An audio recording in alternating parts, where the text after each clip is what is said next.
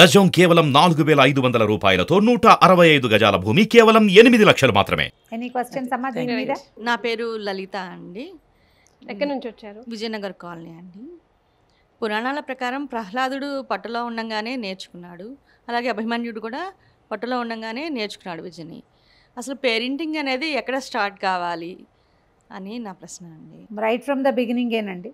పొట్టలో ఉన్నప్పటి నుంచి కూడా తల్లులు ఉద్రేకంగా పోట్లాటకోరులుగా ఏదైనా గొడవల మీద ఉంటే పిల్లల్లో ఆ క్రాంకీనెస్ అవి కనపడతాయి. ఇది మనం అందరం చూస్తాం. 100% దాని ప్రభావం ఉందని చెప్పలేం, కానీ లేకుండా మాత్రం లేదు, గ్యారంటీగా ఉంటుంది. ఈ మొదటి రోజు నుంచి కూడా ఎత్తుకోవటం దగ్గర నుంచి అండి మీరు అందరూ గమనించి ఉంటారు. ఒకసారి తల్లి అయిన ప్రతి వాళ్ళకి ఇది అనుభవమే. మొదటి రోజున ఎత్తుకుంటాం మనం ఎక్కువసేపు, రెండో రోజు ఎత్తుకునేదాకా ఏడుస్తారు పిల్లలు, రెండో రోజుకి వాడికి ఏడిస్తే ఎత్తుకుంటారు అనేది ఇప్పుడు వాడికి వచ్చిందా, మనం నేర్పించామా? కదా, అంతే, మనమే అన్నీ నేర్పిస్తాం. పిల్లల్లో సడన్గా ఏ చేంజెస్ రావండి. అవి ఒకటి మన వల్ల, రెండోది ఎన్వైర్న్మెంట్ వల్ల వస్తాయి. మనము పిల్లాడితో ఒకటి చెప్తాం, ఏంటి అబద్ధాలు చెప్పకూడదు, అలా ఉంచకూడదు, ఇలా చేయకూడదు అని. వాడు వింటుండగానే మనం అబద్ధం ఆడతాం. ఇతరులను తిట్టకూడదు, ఫిల్దీ లాంగ్వేజ్ వాడకూడదు అంటాం. మనం పని మనిషితోటి మాట్లాడతాం, అత్తగారితో మాట్లాడతాం, పెద్దవాళ్ళతో మాట్లాడతాం, ఫ్రెండ్స్ తోటి మాట్లాడతాం. పిల్లలు మొదట కాలం అంతా మనతోటే ఉంటారు. మన ప్రవర్తనలో చిన్న చిన్న వాటిని కూడా తీసుకుంటారు, చాలా చిన్న చిన్న వాటిని. మన ప్రవర్తన లోపాలు పిల్లల మీద ప్రతిబింబిస్తాయి. అద్దం ముందు నుంచోటమే, మనం పిల్లల ముందు నుంచోటం ఏంటంటే అద్దంలో మనం ఎట్లా చూసుకుంటాం, పిల్లలు మన రెప్లికాలుగా ఉంటారు. దాంతోపాటు వాడికి సొంత విజ్ఞానం కొంత ఉంటుంది, అలా చురుగ్గా ఉంటారు కదా. ఈ చురుకుతనానికి వాడు తెలుసుకున్న విషయము చురుకుతనము జోడిస్తే అది ఇంకొక షార్ప్ ఎడ్జెడ్ నైఫ్ అయిపోతుంది. ఇది మనం అబ్జర్వ్ చేస్తుంటాం పిల్లల్లో. కానీ మనము ఇదే ప్రవర్తన నిన్న మనం చేసాము అని ఏ తల్లి తండ్రి గుర్తించరు. మిడిల్ ఏజ్డ్ వాళ్ళు భయపడుతున్నారు, యంగ్ ఏజ్ వాళ్ళు పిల్లల్ని బాగా పెంచాలని తాపత్రయపడుతున్నారు. ఇప్పుడు సమాజం అట్లా ఉంది. పిల్లలకి గుడ్ పేరెంటింగ్ ఇవ్వాలి, వాళ్ళ ముందు వాళ్ళని జడ్జి చేయకూడదు, వాళ్ళని ఇది చేయకూడదు, బాడీ షేమింగ్ చేయకూడదు, ఇతరులతోటి పోల్చకూడదు. ఈ భావాలు మనకి ఎల్లెడలా కనపడుతున్నాయి, అంటే యంగ్ పేరెంట్స్ విషయంలో. కానీ పిల్లల దగ్గర జాగ్రత్త పడతారు, తమ ప్రవర్తన దగ్గర జాగ్రత్త పడరు. మీరు చెప్పింది 100% నిజం మ్యామ్. నేను మా బాబుని కడుపుతో ఉన్నప్పుడు మా వారు జడ్జి పోస్ట్కి రాస్తున్నారు. సో నేను డైలీ ఈ జనరల్ నాలెడ్జ్వి ఎక్కువ చూస్తూ ఉండేదాన్ని. మా పిల్లవాడు ఇప్పుడు జనరల్ నాలెడ్జ్ టాపర్. కడుపులో ఉన్నప్పుడు మనం ఏ చేస్తే అది ఖచ్చితంగా అవి వాళ్ళకి ఆ లక్షణాలు అలవడతాయని బాగా. తర్వాత మా పాప కడుపుతో ఉన్నప్పుడు నేను రోజు లలితా శాస్త్రం చదువుకునేదాన్ని. మా పాప ఎంత డివోషనల్ అంటే ఎంత మోడర్న్గా ఉంటుందో అంత డివోషనల్గా ఉంటుంది. సో మీరు చెప్పింది 100% కరెక్ట్. మనం ఏదైతే ఆచరిస్తామో, మనం ఏం చేస్తామో అదే మన పిల్లలపై ఉంటుంది. ప్రెగ్నెన్సీయే కడుపుతో ఉన్నప్పుడు మాత్రమే అని అనుకోవటానికి వీల్లేదండి. వూంబ్లో ఉండగా కొంత తెలుసుకుంటారు వాళ్ళు, దాని ప్రభావం కొంత ఉండడానికి అవకాశం ఉంటుంది. కానీ మన దైనందిన జీవితంలో మన ప్రవర్తనే మన పిల్లల్లో ప్రతిబింబిస్తూ ఉంటుంది. పిల్లలకి దుష్ప్రవర్తన రాకూడదు అంటే తల్లులకి, తండ్రులకి, తాతలకు కూడా ఇంట్లో ఉన్న వాళ్ళకి ఉండకూడదు. కొంచెం కరెక్షన్స్ ఉండాలి. ఒకవేళ ఏదైనా మనం అబద్ధం చెప్పామనుకోండి, పిల్లాడికి దానికి జస్టిఫికేషన్ చెప్పేసేయాలి మనం. ఇది ఎందుకు చేశానంటే, ఇందుకు చేశాను నాన్న, ఇలా చేయకూడదు, ఈ మాట చెప్పాలి. తప్పని పరిస్థితిలో చేశాను కానీ ఇది చెయ్యకూడదు అని అస్సలు దొరకకూడదండి పిల్లలకి. ఇప్పుడు నా కొడుకే ఉన్నాడు, స్ట్రైట్ అవే లాస్ట్ నువ్వు నిన్న నాకు ఇది చెప్పావు, this is what you are doing today అంటే ఇది మాకేనా మీకు కాదా అని అడుగుతాడు. ఇప్పుడు ఇంకొకటి ఉంది, ప్రశ్నించే కాలం ఇది. ఇది వరకు మీకు గుర్తుంటుంది, మనం ఎవరో మన అమ్మా నాన్నలు ఏ ప్రశ్నలు వేయలా, చెప్పింది మందలాగా వినడము. కజిన్స్లో కూడా పిన్నుల్ని, బాబాయిల్ని, మామయ్యల్ని మీరు ఇలా ఎందుకు చేశారని అలా ప్రవర్తనల్ని గురించి ప్రశ్నించే వాళ్ళం కాదు. బిక్కచచ్చిపోయి లోపల మింగుకుని మనలో మనం అది కూడా మాట్లాడడానికి రహస్యం చాలా జాగ్రత్తగా ఉండేవాళ్ళం. కానీ ఇప్పుడు పిల్లలు ఎలా ఉంది, సమాజం ఎలా ఉందో పిల్లలు అట్లా ఉన్నారండి, గమనించండి. విచ్ ఇస్ కరెక్ట్ రమ్మగారు, విచ్ ఇస్ కరెక్ట్, అట్లా ఉండాలా ఇట్లా ఉండాలా? ఇదివరకటికి ఇప్పటికీ డిఫరెన్స్ ఉందమ్మా. ఇదివరకు మన కుటుంబ సమాజం, ఫ్యామిలీ సొసైటీ చాలా పెద్దది. ఇప్పుడు ఫ్యామిలీ సొసైటీ బహు చిన్నది. ఇందులో క్వశ్చనింగ్ అనేది తప్పనిసరి పరిస్థితి. మీరు సోషల్ మీడియాలో చూడండి, మీరు జనరల్గా అందరు అబ్జర్వ్ చేస్తుంటారు. ఏదో ఒక ఆయన ఒక ఆవిడతో యాక్షన్ చేశారు, సినిమా చాలా బాగుంది, ఈయనకి ఈవిడ అవసరమా అని రాస్తాడు ఒకడు. ఈ ప్రశ్న నాకెందుకు అని వాడికి ఉండదు. సినిమా అందరూ చూశారు, వాళ్ళందరూ ఎంజాయ్ చేశారు, అక్కడ అలా ఎందుకు చేశారు, ఇక్కడ ఇలా ఎందుకు చేశారు, ఎన్ని ప్రశ్నలు పుడతాయో. ఒక్క వస్తువు, ఒక కోడిగుడ్డుకి 100 రంగుల ఈకలు పీకగలిగే సమాజంలో ఉన్నాం మనం. మన పిల్లలు కూడా అందులో పార్టే కదా.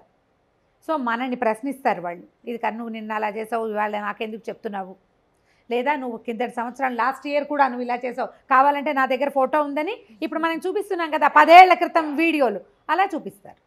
విలువలు అనేవి మనం ఆచరించి నేర్పాలనడానికి ఒక ఉదాహరణ ఉంది మ్యామ్. గాంధీజీ గారి దగ్గరికి ఒక తల్లి కొడుకు వచ్చారట. ఏమీ లేదు, చిన్న సమస్య. మా అబ్బాయి చెప్పే కథ చెప్తున్నారా? నిజంగా ఈ కథలు ఎంత పిచ్చి కథలండి. ఇది వరకు విన్నారు 90s కిడ్స్, ఇప్పుడు మాత్రం వినరు. కానీ చెప్పకూడదు. అలా అయింది మ్యామ్.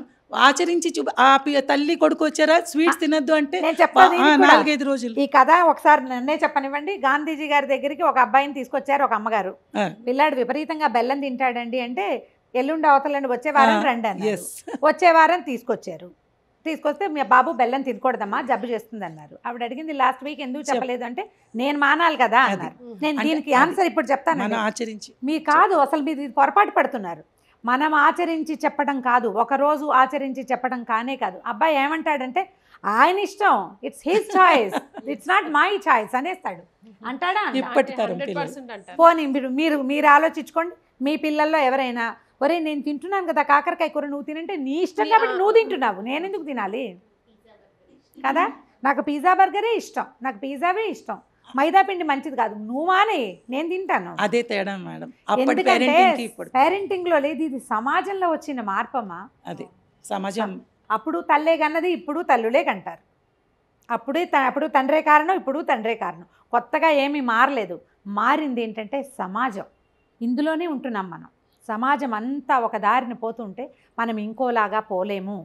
మనం ఏం కట్ చేయగలుగుతాం? మన పిల్లలకి స్వీట్లు పెట్టకుండా ఉంచగలుగుతాం, కొద్ది రోజులు టీవీ ఇవ్వకుండా ఉంచగలుగుతాం, స్క్రీన్ టైం తగ్గిస్తాం. ఎప్పుడైతే మన చెయ్యి విడిచి వాడు సమాజంలోకి వెళ్తాడో వెంటనే సమాజంలో ఉన్న రకరకాల రంగులు పిల్లవాడికి అంటుకునే తీరుతాయి. ఎందుకంటే పిల్లలు తెల్లటి మురికి లేని వస్త్రాలు, వాటికి ఏ రంగైనా అంటేస్తుంది. రకరకాల రంగులు అంటుతాయి. ఈ అంటిన రంగుల్లో ఒక్కొక్కటి పెద్దదైపోతుంది, ఒక్కో రంగు పెద్దదవుతుంది. అందులో చూడండి ఎక్కువ కలర్ అంటకుండా ఉండిపోయింది అనుకోండి, వాళ్ళకి ఏం చేయాలో తెలీదు, వాళ్ళు డిప్రెషన్కి లోనవుతారు. భయం వేస్తుంది రమ్మగారు మీరు చెప్తుంటే. భయమే, మరి ఏం చేస్తాం? మనం అలాగే ముందుకెళ్లాల్సి వస్తుంది. ఎప్పటికప్పుడు తరిచి మనం కరెక్టేనా, మనం సరిగ్గా చేస్తున్నామా, పిల్లల పట్ల మన ప్రవర్తన బాగుందా, మన పిల్లలు సరిగ్గా ఉన్నారా. జనరల్గా మనం ఏం చెక్ చేస్తాము? మార్కులు చూస్తాం, స్కూల్లో పెర్ఫార్మెన్స్ కూడా చూస్తాం. స్కూల్కి వెళ్ళి మా అబ్బాయి ఎలా ఉన్నాడు టీచర్లతోటి కనుక్కుంటాం, టీచర్లు కూడా మనతో బాగున్నారా అది చూస్తాం. తప్ప నిజంగా వాడి లోపలేముందో మనకు తెలియదు. మనకున్న కొలమానాలు ఒకటి మార్కులు, రెండోది బిహేవియర్. వాడి లోపల సంచలనాన్ని మనం ఎట్లా చూస్తాం? దీనికి ఏం మార్గం ఉంది? మీరు ఎవరైనా చెప్పగలరా? ఏ మార్గం ద్వారా మనం పిల్లల లోతుల్ని చూడగలుగుతాము?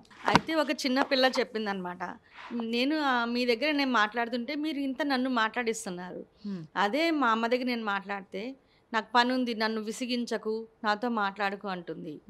నిజమే, ఆవిడ టైం ఆవిడకి ఉంది, కానీ మన పిల్లలు ఎట్లాంటి పరిస్థితిలో ఉన్నారు అని చూసుకోవాల్సిన బేసిక్ బాధ్యత కూడా తల్లికి తండ్రికి ఉంది కదా.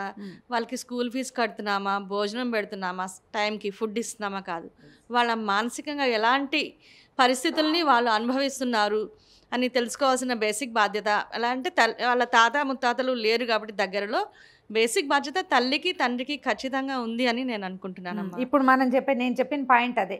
పిల్లల లోపల సంచలనాలు తెలియాలంటే వాళ్ళతోటి క్వాలిటీ టైం స్పెండ్ చేయాలి, ఎక్కువ మాట్లాడించాలి, ఏవైనా టాస్క్ చేయాలి, బయటికి తీసుకెళ్ళాలి, వాళ్ళతో పాటు ఉండాలి. మాట్లాడడానికి మీకు టైం ఏది? మీరు ఫోన్లలో ఉంటారు ఎక్కువగా. ఇప్పుడు ఉద్యోగాలు ఉన్నవాళ్ళు మీటింగ్లే కాదండి, జనరల్ పీపుల్ కూడా ఎంతసేపు ఏదో ఒకటి చూస్తూ ఉంటారు. ఫోన్కి అలవాటు పడ్డారు బాగా, ఏదో ఒకటి చూస్తారు.